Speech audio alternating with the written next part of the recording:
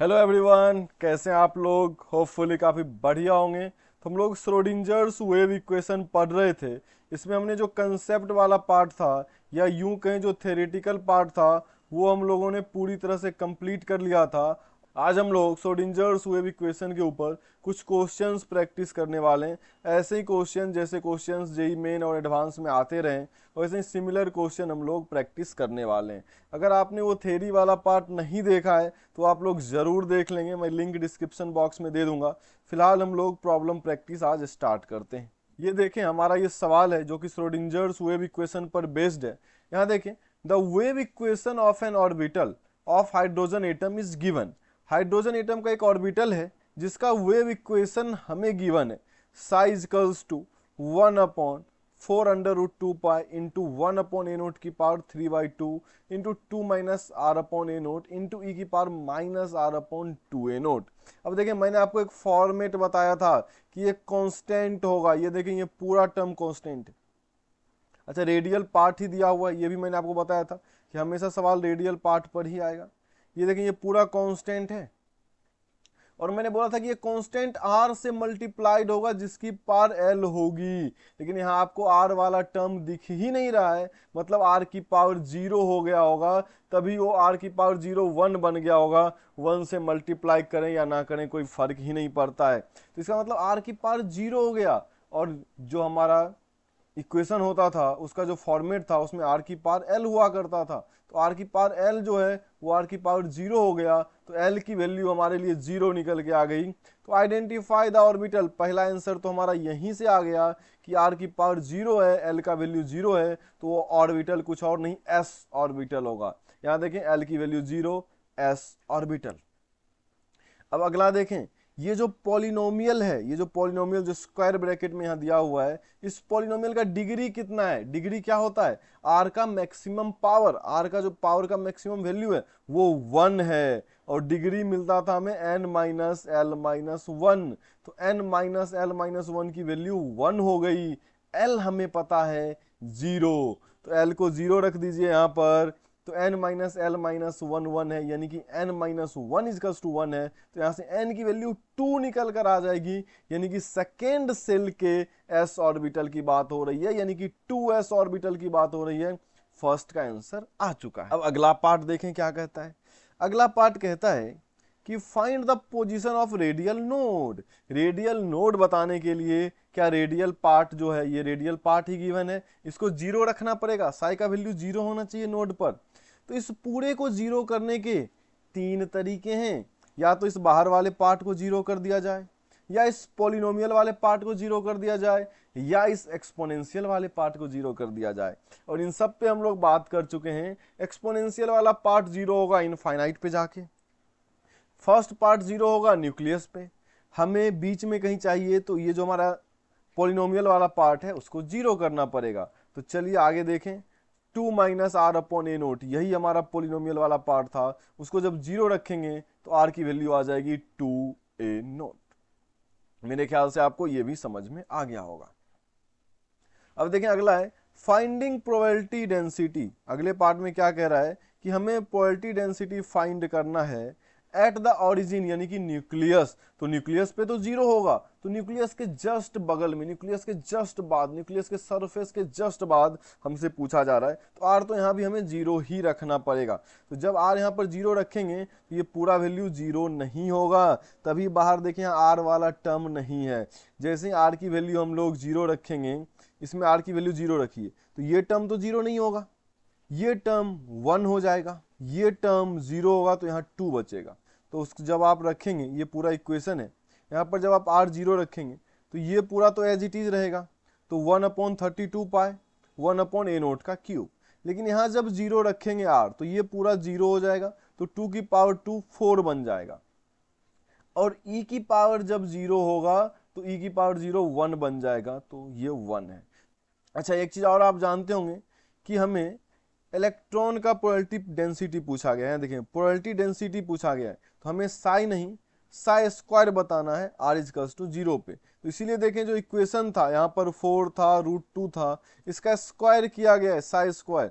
तो 4 जो है वो 16 बन गया है, √2 जो है वो 2 बन गया है। तो जब भी प्रोबेबिलिटी डेंसिटी पूछा जाएगा तो हम साई स्क्वायर बताएंगे, तो सबका स्क्वायर किया है फिर r को 0 रखा है, तो ये जो हमारा आंसर निकल के आया है यही हमारा प्रोबेबिलिटी डेंसिटी था। तो होपफुली आपको ये भी समझ में आया होगा।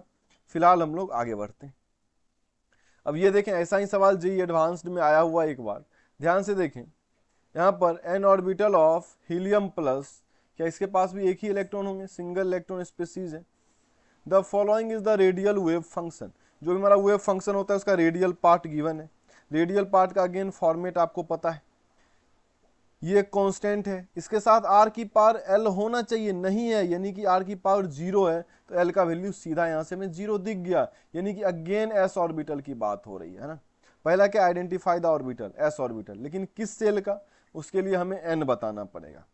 अच्छा, मैंने बोला था स्क्वायर ब्रैकेट में r का पोलिनोमियल होता है, लेकिन ये तो सिग्मा का पोलिनोमियल है, लेकिन यहाँ देखें सिग्मा भी r का ही फंक्शन है, तो ये एक तरह से r का ही पोलिनोमियल है। यहाँ देखें z constant, n constant, a not constant, तो sigma directly proportional to r है, तो सिग्मा की पावर 2 है तो r की पावर भी 2 ही होगी, तो n माइनस l माइनस 1 की वैल्यू 2 निकल के आई। यहाँ l 0 रख देंगे तो n की वैल्यू 3 हो जाएगी, यानी कि थर्ड s ऑर्बिटल का बात हो रहा है। फर्स्ट पार्ट तो हमारा सॉल्व हो गया, आइडेंटिफाई द ऑर्बिटल। यहाँ देखें n minus L minus 1 equals to 2, ये 2 कहाँ से आया, ये वाला पॉलिनोमियल का डिग्री। l इक्वल्स टू 0 कहाँ से आया, इस पार्ट से आया, यहाँ पर r की पावर कुछ नहीं है तो 0 होगा, तो मतलब 3s की बात हो रही है। अब आगे, find the value of r for which radial node position. अच्छा, तो इसको 0 रखना नहीं है, इसको 0 रखना नहीं है, क्योंकि ये सब इनफाइनाइट पे होगा, हमें ये पोलिनोमियल वाले पार्ट को 0 रखना है। तो क्या पोलिनोमियल वाला पार्ट सिग्मा में क्वाड्रेटिक है, तो ये क्वाड्रेटिक सॉल्व करेंगे तो सिग्मा का वैल्यू आएगा कि सिग्मा क्या रखने पर ये साइज 0 होगा। अब उस सिग्मा से हम लोग फिर r निकालेंगे। z हमें पता है क्योंकि हीलियम का न्यूक्लियस है, तो हीलियम का एटॉमिक नंबर 2 होता है। n हम लोग 1 रखेंगे, है ना, या सॉरी n यहाँ पर 3 निकल के आए तो n की जगह हम लोग 3 रखेंगे। अब देखें यहाँ पर सिग्मा में क्वाड्रेटिक जो था गिवन पॉलिनोमियल, उसको सॉल्व किया श्रीधराचार्य फॉर्मूला लगा के, तो सिग्मा का निकल के आया वैल्यू 3 प्लस माइनस √3। तो एक बार 3 प्लस √3 को इसके बराबर करेंगे सिग्मा के, एक बार 3 माइनस √3 को सिग्मा के बराबर करेंगे, वहां से r का वैल्यू आ जाएगा। देखें z की जगह 2 और n की जगह 3 रखा गया है, तो यहाँ पर R1 और R2 दोनों ही वैल्यू हमारे सामने तैयार है। तो मेरे ख्याल से आपको ये भी समझ में आ गया होगा, यहाँ पर 2r का वैल्यू आया है जहाँ पर नोड रेडियल नोड निकल के आया है, और आपको पता है 3s में 2 ही रेडियल नोड होंगे भी, क्योंकि आप n माइनस एल माइनस 1 करिए तो 3 माइनस 0 माइनस 1 2 आ रहा है, तो 2 रेडियल नोड है, किस किस r पर, एक r की वैल्यू ये है, दूसरा r की वैल्यू ये है। तो मेरे ख्याल से आपको ये भी समझ में आ गया होगा। तो रेडियल पार्ट से रिलेटेड जो भी सवाल आएंगे वो इसी तरह के होंगे। अब थोड़ा सा हम लोग एंगुलर पार्ट को समझते हैं, बस इसमें डिटेल में नहीं जाएंगे, बस समझते हैं। जैसे ये देखें Sai in terms of r theta और फाई गिवन है, r वाला पार्ट ये है, आपको पता है जनरल पैटर्न ऐसा ही होता था ना भाई, कि r इंटू पोलिनोमियल फिर e की पावर। तो यहां से आप पहचान सकते हैं, यहां देखें कांस्टेंट है, r की पावर 1 है, मतलब l 1 हो गया, तो p ऑर्बिटल की बात हो रही है। कौन से p, तो यहां पर देखें, यहां पर जो पॉलिनोमियल है इसका डिग्री भी 1 है, तो n minus L minus 1 equals to 1 हो गया, यहां से n 3 आ गया, यानी कि 3p की बात हो रही है। ये तो हमें रेडियल पार्ट से पता चल जाता है, लेकिन वो px है, y है या z है, ये हमें एंगुलर पार्ट से पता चलेगा। यहाँ एंगुलर पार्ट cos थीटा लिखा हुआ है, मतलब r cos थीटा हो गया, तो ये क्या z के लिए होता था, cos theta r cos theta z की वैल्यू होता था, मतलब pz की बात हो रही है। अगर अगले इक्वेशन में देखें, ये आप p है, कौन सा है, 3p है, 2p है, ये तो आप खुद से फाइंड कर लेंगे, लेकिन यहां देखें r sine theta into cos phi है, साइन थीटा कॉस फाई जो है वो x के लिए होता था, तो यहाँ पर px की बात हो रही है। Sine theta sine phi y के लिए होता था, तो यहाँ py की बात हो रही है।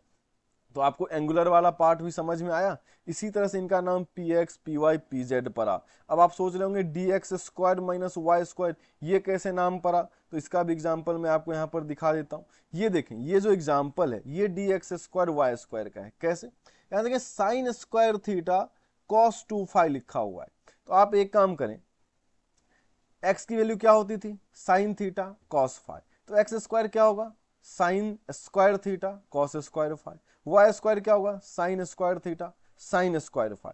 तो X square minus Y square करेंगे तो साइन स्क्वायर थीटा कॉमन आ जाएगा, cos square phi minus sine square phi जो कि कॉस 2 फाई हो जाएगा। तो ये जो है X square minus Y square को रिप्रेजेंट कर रहा है।